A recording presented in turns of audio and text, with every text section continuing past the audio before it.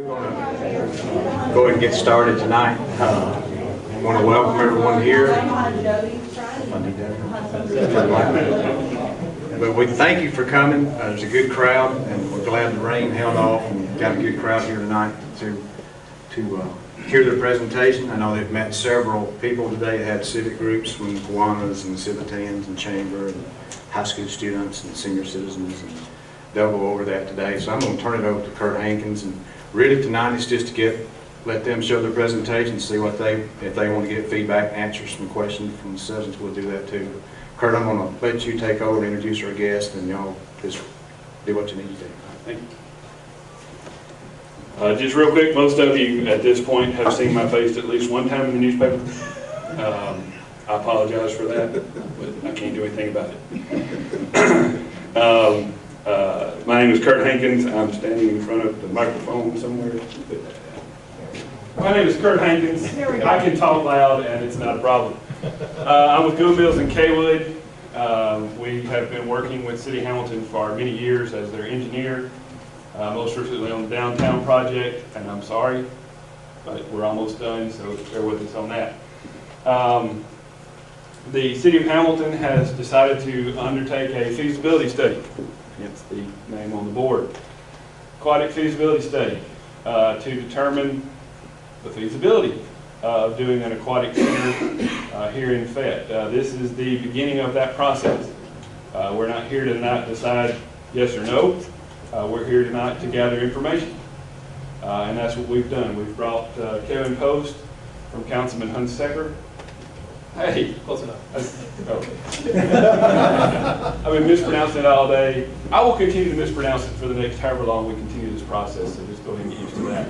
I brought Kevin Post, and Kevin's going to got a presentation for us. He's going to walk through some things, and at the end of that, we'll have some discussion and get some input from you guys about what you would like to see or not see in a facility that may or may not happen.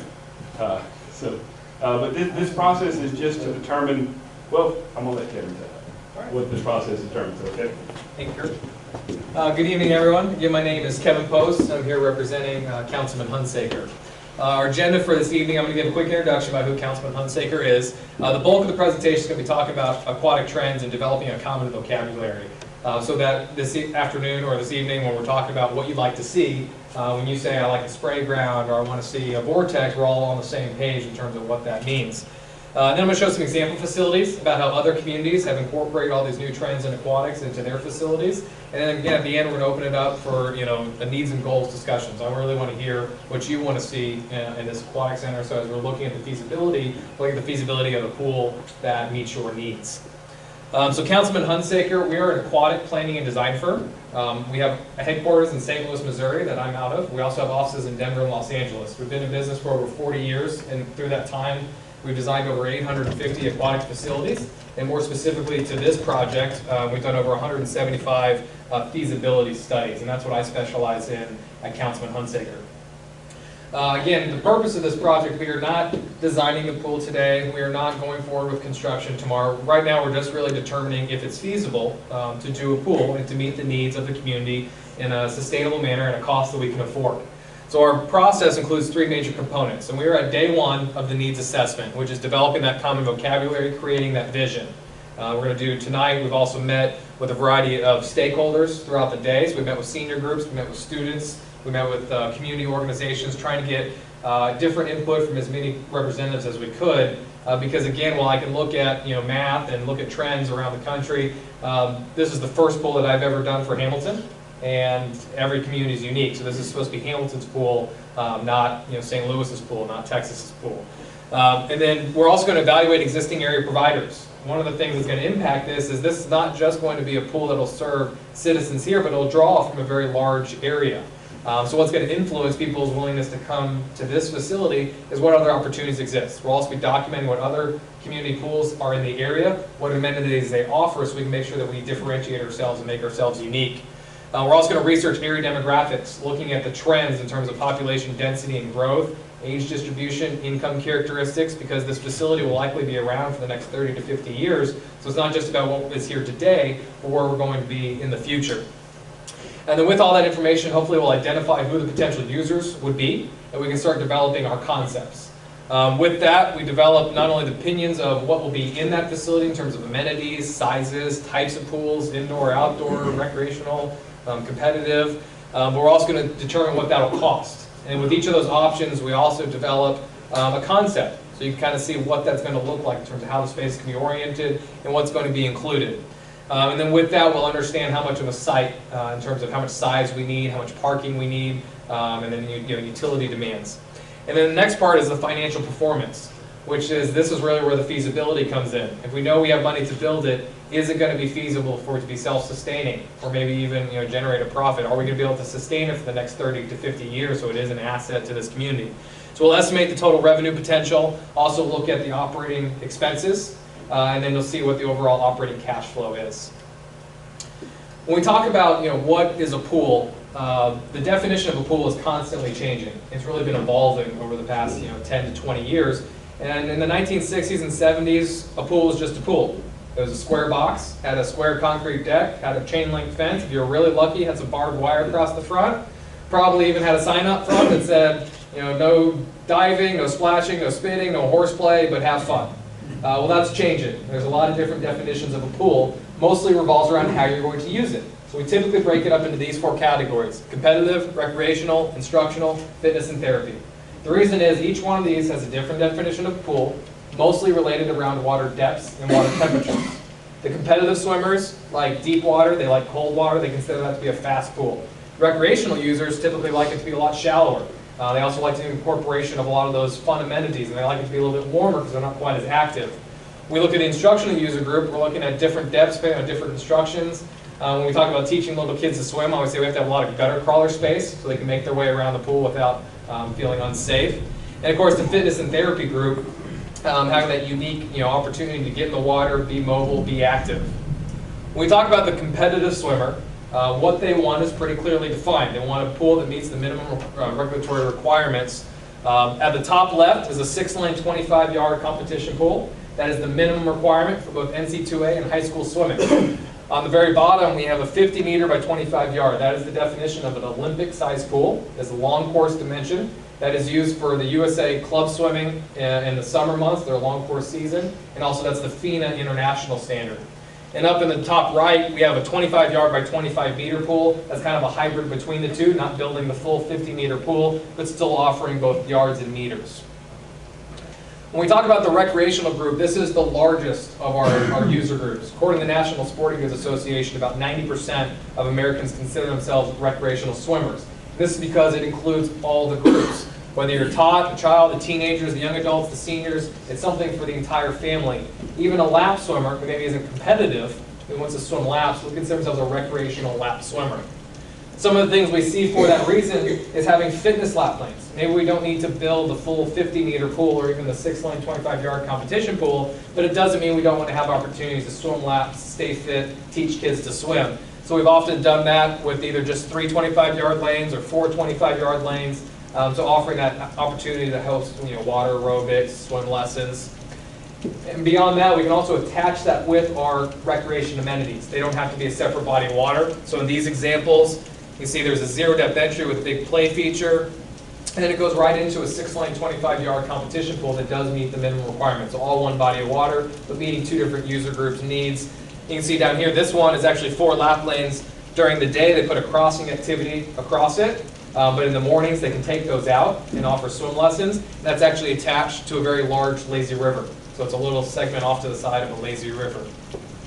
Diving boards. People always ask, are diving boards still popular? They're still incredibly popular, especially for our teens and tweens. It's something that is a skill. They can challenge their friends to go out off of it and try to one-up them each time. They don't necessarily get bored.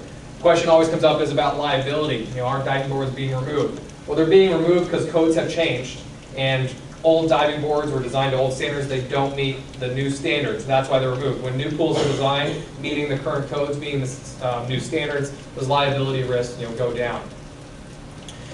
Zero-depth entries. In my opinion, this is a staple. This is a must-have in recreational pools today. When I was growing up, you threw kids in the deep end and said swim. Well, now we're giving them a way to get into the pool gradually and feel comfortable. So it's not only just a good area for little kids to play with, it's also a good social area. You can see in this example on the bottom left, we actually have a shade structure right there at the zero depth entry, and that mom ran in and grabbed that chair. So she's able to sit there right at the pool edge, watch her kids play and swim without being in the water. Also around the zero depth entry, having vertical sprays, just getting water vertical in general, having more aesthetic appeal, so give that ooh and ah to the kids who walk up and have a little bit more excitement. And then even doing those without the standing water, so a water spray ground, or splash pad as sometimes they're referred to. You can see in the top left we have a very nice one that's been themed with rockwork, so it blends into the park. They also have some that have shade structures over top, so when those little kids are playing, they're out of the sun and they're not getting sunburn while they're playing in that water amenity. These are things that can be done independently, and they can also, we've talked about maybe doing them on the edge of the facility where they can be operated on a shoulder season beyond what the pool may be operated.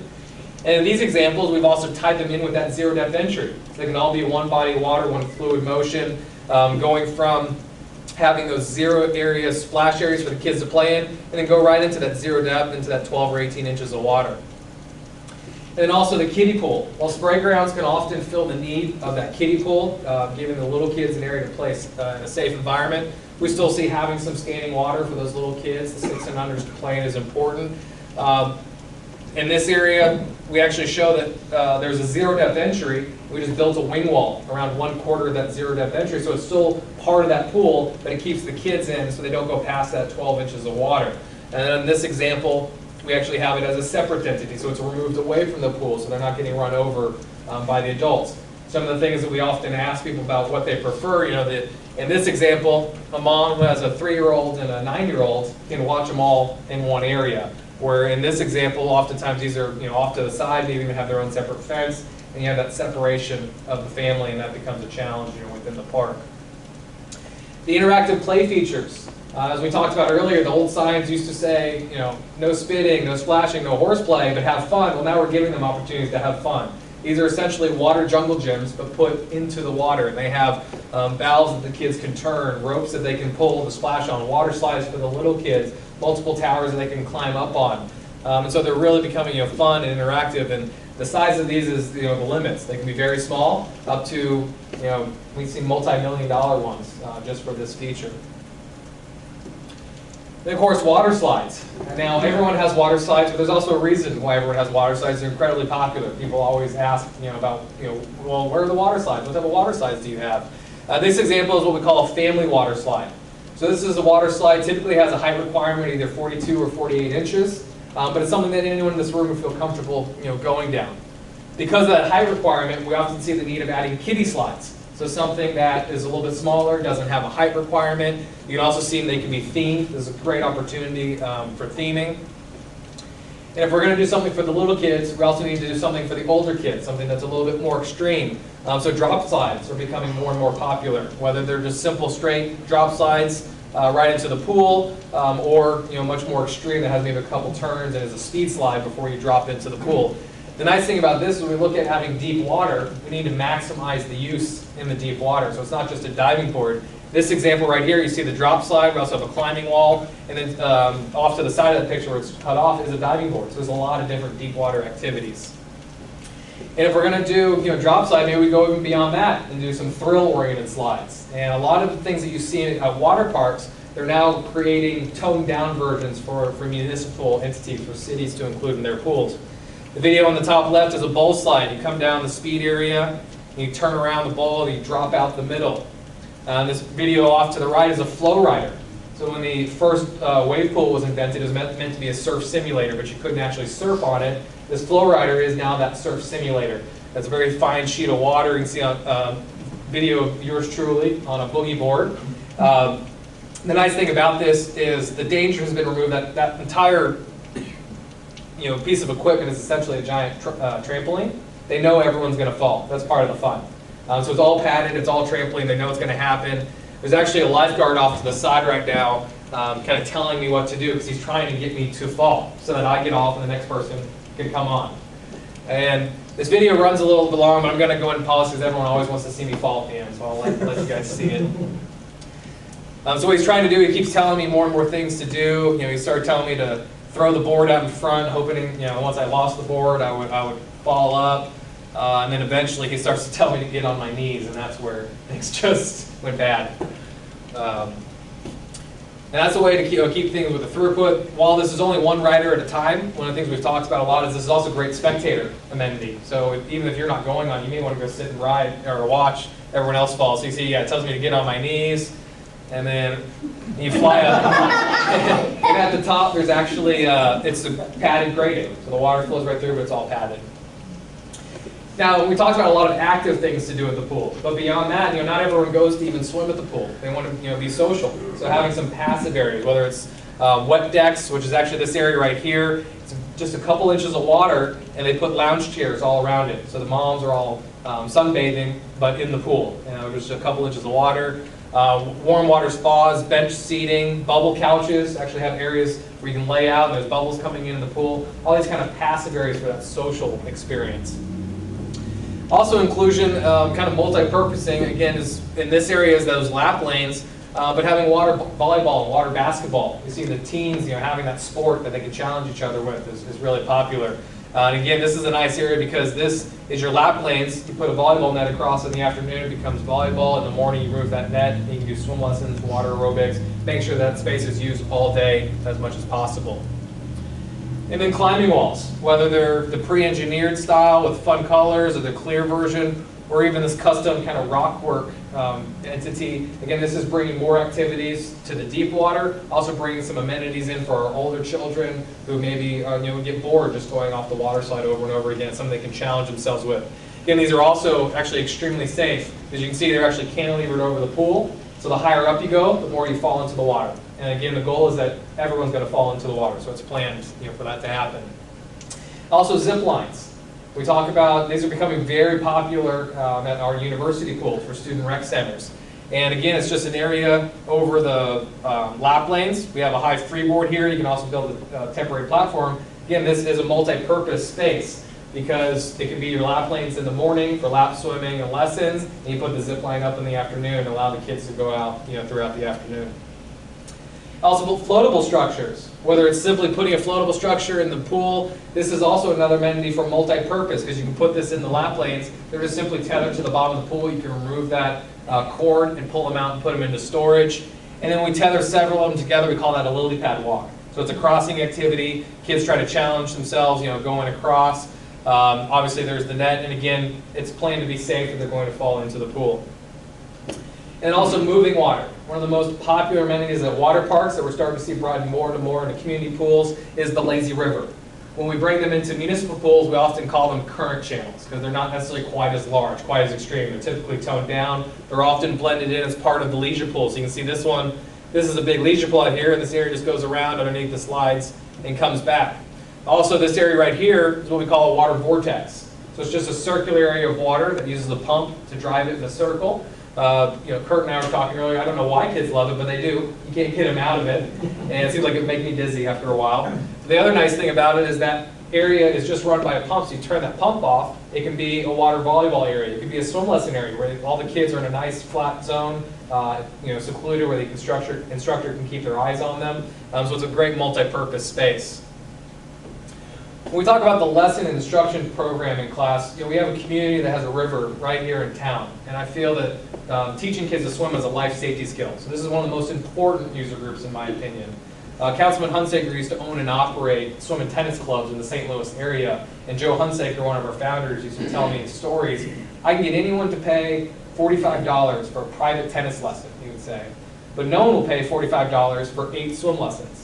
Next time that kid's drowning, throw him a tennis racket and tell me how he does. And I always thought that was a great point. Swimming is a life safety skill. We should value it. We need to teach our kids to swim in a safe environment so that when they go to the river, when they go on vacations, they have that knowledge and they're safe. Beyond teaching swim lessons, there's also lifeguard instruction. Getting our teenagers a great job for the summer. And also scuba classes. When we talk about when to take kids on the river, maybe in a kayak, we need to teach them to be safe in that kayak in an area that it can be an instructor. So we see kayak roll clinics being very popular in pools where you teach the kids how to roll over and get back up, but where the instructor can stand with them, and again, in a safe environment. So this is an area where we can really expand and make it truly something for everyone, because you can offer programs for everyone from little kids to the tots all the way up to our seniors. And then the wellness and therapy program. This is the fastest growing user group. We are constantly seeing more and more activities, more and more programs being offered. We have, starting to see the benefits of that increased resistance that the water adds, but the decreased impact on our joints and bones. Many activities that people can't do on dry land, they can do once they get into the water. And of course, in this area, it's becoming, the opportunities are becoming endless. Historically, we used to have water aerobics. Then we became really creative and started having shallow water aerobics and deep water aerobics. Well, now there's aqua Zumba, aqua Pilates, aqua yoga, aqua anything you can do in the dry land, we're starting to do in the pool because it adds an opportunity that some people who can't do it on the dry land can. Just a couple examples of other facility or communities that have included some of these new amenities. This is the Frontier Pool in Bartlesville, Oklahoma. This is about a 5,300 square foot all recreation pool. In this town, they have another facility that is that Olympic size 50-meter pool on the other side of town. So they focus truly on the recreational user. You can see it has a small current channel. The water vortex has the water slides. They have the spray ground that incorporates right into the pool. Has some of those dumping bucket amenities out of the spray ground, so it's a little bit more extreme than just simple bubbles. And then also has a lot of open water space, the moving water, the play structure in the pool as well. This is Mead Park in Charlottesville, Virginia. This is very similar, except for they stepped it up a little bit more. It's now about a 7,800 square foot pool. They do have the big zero depth entry. This one was also set in a park setting, so you see a lot of the amenities are more of the green and brown, so it's not the big flashy reds and bright yellows. So it's all these are very customizable. Again, they have the 3 fitness lap lanes with the diving board. They also have a very small current channel, all attached to this pool. I don't have an image of it, but they were able to get lap lanes, zero depth entry, play structure, crossing activity, current channel, all of that into one very small, compact body of water. This facility, the Hilliard Pool in Spokane, Washington, this is again very similar in terms of offering the water slides, the zero depth entry, but in this instance they did a full 6-lane 25-yard competition pool, all attached as one body of water with the play structure and the water slides. Bedford Boys Ranch in Bedford, Texas. This one's unique, it's a very small, this was actually had an existing pool site and they demolished that old pool, reused the new the bathhouse, but did a brand new pool because the definition of swimming had changed, just like in their community as it has around the country. And they separated. They did a 4,500 square foot, 25-yard lap pool, so it's an 8-lane, 25-yard lap pool. They did a separate 6,000 square foot leisure pool. They have a separate top pool, and also a spray ground. So a lot of different bodies of water. The benefit of separating these is when we have a fecal incident with one of our little kids, typically that shuts down your pool. Well, if you only have to shut down one of your pools, you can keep your other pools operational because it's on a separate filtration system. The other thing you can see is they did a lot of theming. So they have all these fake palm trees, they did a lot of rock work, still have the zero depth entry, all the amenities, the top slides. So this is a great opportunity seeing all the shade, all the ways you can create unique experience beyond just the pool itself, but just with all the amenities around it. The Hatfield Community Aquatic Center, this is starting to become a pretty large facility. They did a 7,100 square foot competition pool. So this is a 25-yard pool with an extra area for diving. They focused a lot. They had a very strong competitive swim team there. And then they also did about an 8,500 square foot leisure pool. You can see the whole complex there, and then you see the multiple water slides. They had the drop slide and diving boards into that competition pool. They also had a lot of shallow water space, so they can teach swim lessons at the shallow water side of that. They have the current channel, and they incorporated that spray ground into a little kid area that was part of that overall zero depth entry. And the Lions Club Park in Killeen, Texas. This one I like. This is starting to get pretty extreme in terms of the ride and amenity mix. They wanted to focus a lot on their teenagers. They felt that there was a lack of opportunities for teenagers to do within the community, and so they wanted them to come to the pool. So while they have the 6-lane, 25-yard competition pool that was meant to be their social relaxation area, they actually did not have a swim team. But they focused a lot on this leisure pool. And what they did is this kidney-shaped pool right here is all deep. And they have that bowl slide, they have a climbing wall, and they also have the drop slide. So that's that teen zone. And what we also found is when the teens weren't in that deep water waiting in line for those rides, they were off in this lap pool over here because it was the farthest point away from the bathhouse where the manager was. So they found their way to find their secluded area to hang out. We also put the water basketball over in that area so they could play water basketball with their friends. And then the facility, this is really the mammoth. This is the Coleman Wellness and Aquatic Center here in Coleman, Alabama. This one has an 11,000 square foot outdoor competition leisure pool, so it's multi-use. It's 4,500 square feet, so it's an 8-lane, 25-yard competition pool, and then 6,500 square feet leisure pool and lazy river. They also have an indoor 4,600 square foot hybrid pool, so it's partly a 6-lane, 25-yard competition pool, then also a little bump out area for the leisure area, have some fun amenities and the spray features. This is also included the whole wellness center, so it also has the recreation and dry side amenities. And as you can see, it had a pretty hefty cost associated with that facility. You can see this is very popular. There's the competition pool, multiple water slides, and all the moving water as well. So that's enough of me talking. What we'd like to get is input from everyone here tonight. Some of the things we'd like to see is what do you want to see in your community aquatic center? We talked about it's 5 years from now. You're taking your family July 4th weekend to go to the pool. What are you going to see? What are you showing off? What are the aquatic amenities of all the things that we've seen in this presentation? What are the things you think that you'd like to see here as part of your facility? And I also want to see, what do you not want to see? Kevin, that image of the flow rider was really cool, but that's just not for us. We don't need to do that. Don't include that in your concepts. And also, if there's anything else that you'd like to share, any input you think would be valuable, any questions you'd like to see answered throughout this study process, be happy to hear that as well tonight. With that, is there any questions, input? Yes, ma'am.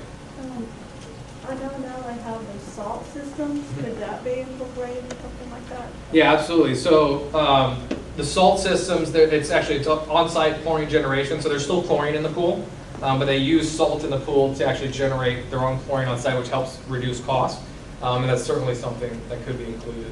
And one of the real benefits that we've seen, because you dose the pool with salts, it becomes soft, so it's nicer on your skin. Actually, a lot of our senior facilities, we do the salt system because it just feels good on the skin. Or that mineral bath.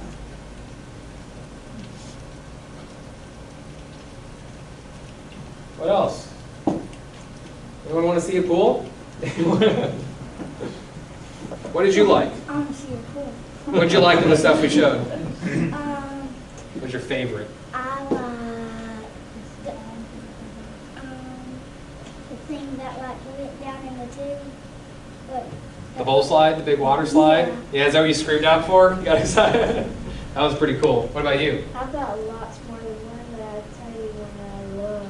What's that? Water slide. Water slides. What else? I also like the lazy. The lazy rivers and the water slides? Yeah, the pool. The little spinning pool. What else? Yes, sir. I have a question. Since one of the sites we're looking at here adjoins the Buddy Hatchet River, have y'all ever done a project where you incorporated some type of activity on the river, such as kayaking or inner tubing or something like that, where you had that incorporated with the water park? So not specifically where they actually interact with each other in terms of the water. Right. Actually, I've tried to figure out. Not commingling. Right, not commingling. But being located adjacent to each other, there's a lot of those benefits. I already talked about kayak roll clinics. Teach people to swim in the kayak, rent it right there, and then take them down into the river to launch and go off. So any type of synergies that we can build with other recreational amenities always help these facilities. In fact, the most popular ones typically have ball fields, playgrounds, campgrounds, other things in the immediate area. And I think having a river attraction where people are already drawn to that area as well would be included in that. You've done similar projects to that in the past? I'm trying to think of